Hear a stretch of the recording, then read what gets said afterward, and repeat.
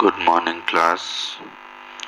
आज हम आप लोगों को रीजनिंग में क्लॉक पढ़ाते हैं। कैलेंडर आपका फिनिश हो गया था, तो क्लॉक की पहली क्लास आज मैं लेता हूँ और पूरे क्लॉक को धुआं कर देते हैं हम लोग सब मिलकर। तो पहला टाइप, क्लॉक का पहला टाइप पढ़ते हैं मिरर इमेज। यदि किसी घड़ी में प्रतिबिंब समय 10:40 हो रहा है तो वास्तविक समय क्या होगा? Option 11:40, option 5:45, option C 10:20, option D 1:20। तो हमें करने का तरीका क्या है? एक चीज याद रखेंगे हमेशा, जब मिरर इमेज दी हो तो सबको 11:60 से सबको घटा देते हैं। तो 11:60 से हम किसको घटाएंगे? 10:40 को घटाएंगे तो 0 6 में 4 गया, 2 बचा और 1 में 0 में 1 बचा, तो 1:20। Option D is right answer. Question दूसरा देखते हैं। यदि किसी घड़ी में प्रतिबिंब समय 1:55 हो रहा है तो वास्तविक समय क्या होगा? Option A B C D दे रखे हैं। 11:60 से 1:55 को घटाया, 10:05 निकला। कितना निकला? 10:05। तो हमारे ऑप्शन में 10:05 कहाँ पे दिया हुआ है? सी ऑप्शन इसका राइट आंसर हो जाएगा। अब यदि किसी घड़ी में वास्तविक समय 12:39 हो रहा हो तो प्रतिबिंब समय क्या होगा? जब ऐसी सिचुएशन क्रिएट हो जाए, क्रिएट हो जाए तो हम क्या करेंगे? पहले तो एक बेसिक सा तरीका लोगों ने आपको बताया होगा, कई सारे टीचर्स ने, यूट्यूबर्स ने बताया होगा आपको कि आप जब 12 के बाद का टाइम दे रखा हो तो 11 बजे के पहले वाले में 11:60 से घटाएंगे, 12 बजे के बाद का जब टाइम हो तो 23:60 से घटाएंगे। ठीक है, वो भी अच्छा तरीका है। 23:60 से घटाएंगे तो 12:40 को तो 11:21 आ जाएगा। बट मैं एक और इसे ट्रिक के रूप में देने की कोशिश करता हूँ। ये तो सभी बताते, कुछ नया करता हूँ। तो अभी मैंने बोला आपको 11:60 से घटाने के लिए, तो मैं वही रखता हूँ, बदलूंगा नहीं, 11:60 ही रखूंगा। लोग 12 बजने के बाद अपने रूल को चेंज कर देते हैं, मैं यहाँ चेंज नहीं कर रहा हूँ रूल को, रूल वही रहेगा मेरा। 11:60 बनाया तो बनाया, 11:60 मैंने लिखा, 11:60 से 12:40 को घटा लिया। अब जब 0 में यहाँ से 10, यहाँ से दाई लिया, यहाँ 10 हुआ, 10 में 9 गया, 1 बचा।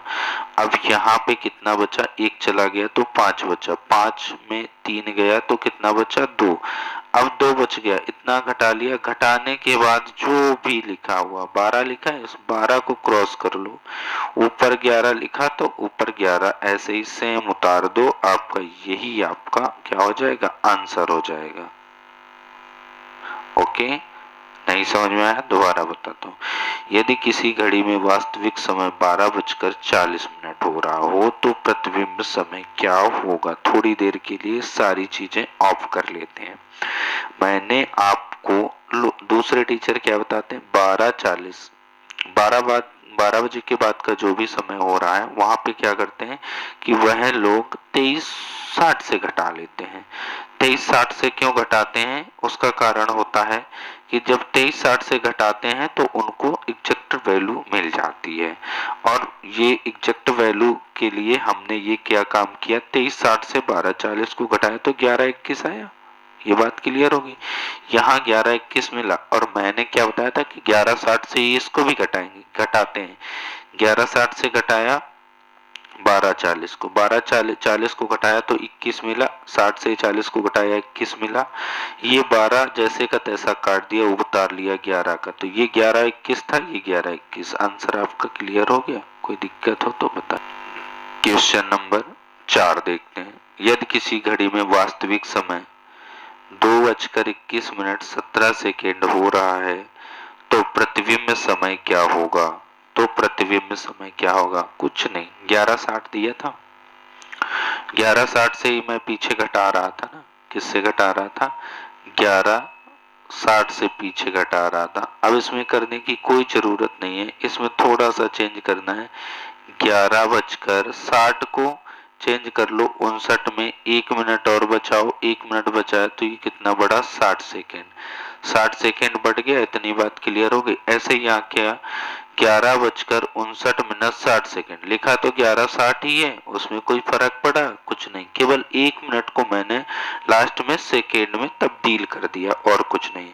तो 11:59 को घटा लिया तो 9:38 43 सेकेंड हमारा आंसर आ गया।